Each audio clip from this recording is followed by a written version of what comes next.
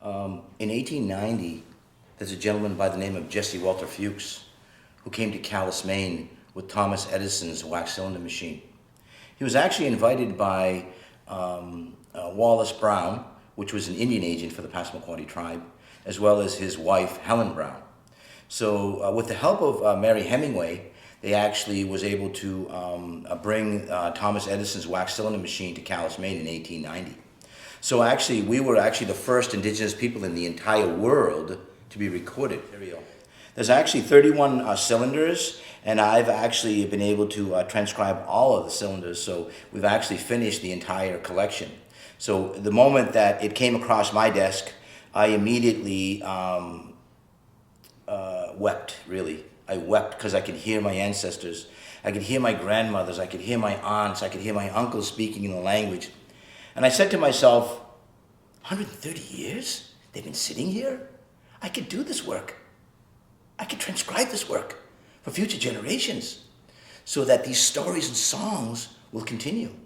Yes, I'm actually the youngest fluent speaker of the Passamaquoddy tribe. As a matter of fact, one of the elders brought it to my attention. They told me that I was the youngest fluent Passamaquoddy tribal member in the world. So I never really thought about it in that magnitude, but it really speaks volumes of how important this is, and that this languages are dissipating at such an alarming rate. I mean, if you think about prior to contact, there was 300 languages. Now there are only like 175. So really, languages are dissipating at such an alarming rate. And so this collection is really, really very, very important to our people, because now we're able to share old ceremonies, old songs, old stories, and also to be able to share it in our language, which to me is probably one of the most important things, is the language component and the language piece, because language is who we are. And language is how we view the world. So it's really absolutely wonderful, and it's really an honor for me to be a part of this project. We're always reaching out to the communities. We're always doing gatherings. We're having children come to the museum. We're reaching out to the children, sharing all these songs and stories that normally would have been lost. Mejdayud Gilun Diotiben. We are still here. And it's powerful to be able to say that in 2024, to be able to say that I can still speak my language, especially all the things that have been in place to be able to eradicate this language. And we have overcome those obstacles, and to be able to stand before you to say, we are still here, and we're still sharing this intellectual knowledge with everyone. It's so important to our people. First and foremost, I think it was a very, very pivotal moment in 1890, because our tribe was looking ahead. They trusted these people, that these songs and stories would continue. I'm sure when they first heard their voices on this recorder, they must have thought that these people must have been crazy. Something's wrong with these people. What is this? It's very strange to them to actually hear their voices on a phonograph. I'm sure it was very strange to them at that time. But they also knew long term that these songs and stories would be protected. So I'd like to share with you maybe one of these cylinders. And this particular cylinder here is about gathering. It's about coming together. It's about unity. It's about sharing. It's about caring. It's about thinking about the future and how we come together as human beings. It's called a dak wagon, and that's a ceremony in our language. Next song and description by Uncle Joseph of the Passamaquoddy tribe at Calais, Maine, on the 18th of February, 1890.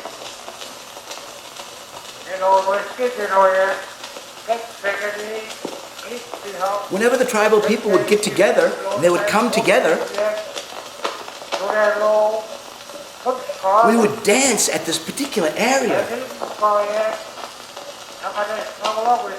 And it was food was cooking that evening.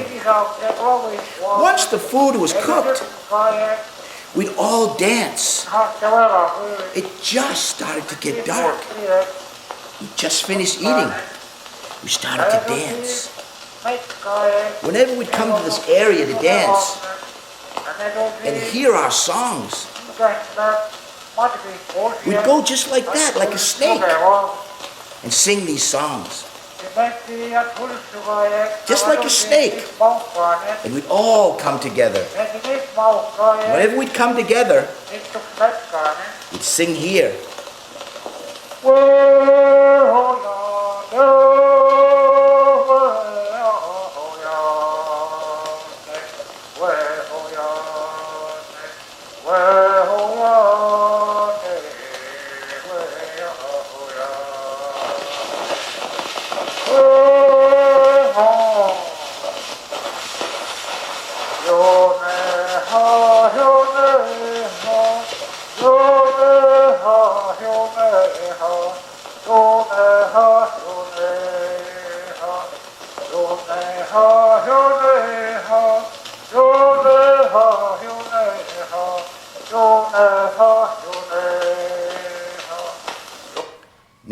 When I go look, he starts to give commands.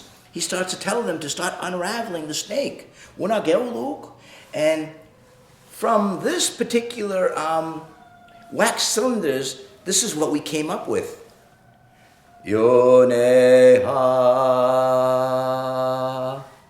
Yoneha,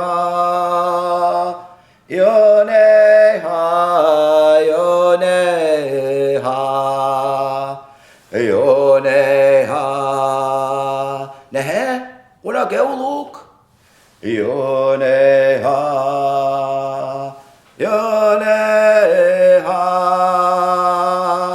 Yoneha, Yoneha.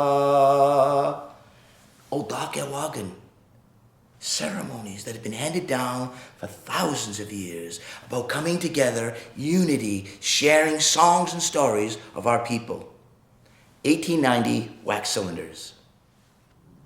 On Jimachi Nedzogum, when the chief passes away and goes on to the spirit world, they would perform this old wagon, this ceremony. And what they would do is they would mugnania kidwat asid. In other words, what they would do is they would select a messenger. And the messenger, Debessinagwidnuk,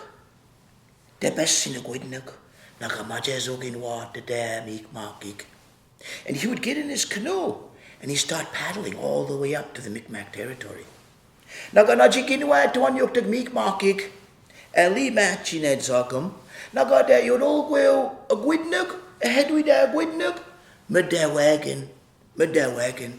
And so he would paddle his canoe, and in the front of his canoe he would have a flag. And as he's going up the river, everybody in the dwellings would come out and pay respect. Gichit midahadmawagan in our language means respect. Gichit midahadmawagan is the best thoughts that I have for you. Respect. So they would go and they'd have that flag. Everyone would come out and pay respect, knowing that the chief had passed. So he'd go up, and he'd go to the Micmac territory and inform them the passing of the chief. And then Majazogin and he'd go to the Malsi territory. And he would go to the Malsi people, tell them the passing of the chief. And then once again he'd go in his canoe and the Penobscot people, the passing of a chief. And up to Majazogin he'd go to the Passamaquoddy territory and inform them the passing of a chief. And psi de mawa sultinia, Majazugo tinia zitamuk, Naga magento tinia, Yud kane lintuwagan. So they'd all come together, all the tribes, and they would all paddle to the ocean, mourning the passing of a chief. And they would sing these old, archaic songs. And this is one of the songs that they would sing once they arrived. Joseph, taken by day water Cupid on the 15th day of March, 1890.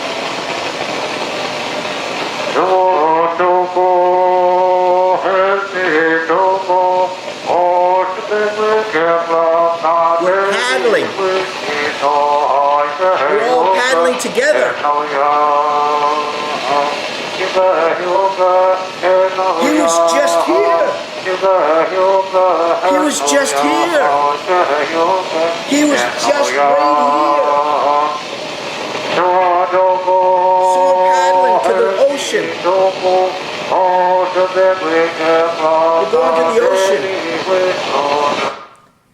Once we arrived to the ocean, everybody would get out of their canoes. Everybody would be welcoming everyone. And this one person would get up and start singing this old song.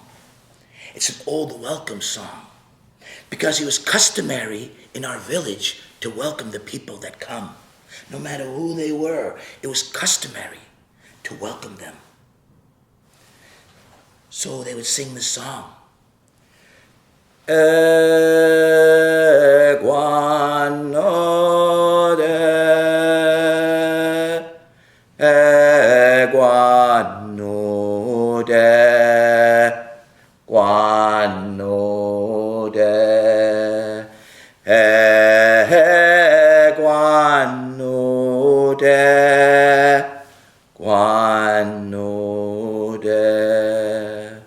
It's all in the language. Even in the songs, it's telling a story. It's welcoming the people. It's even based in the language. It's telling them, we're welcoming you with open arms. And then everybody would come and they would go to the dwellings and they would eat. Everybody would eat. It's so important for us to eat and gather. To get to know each other in a good way.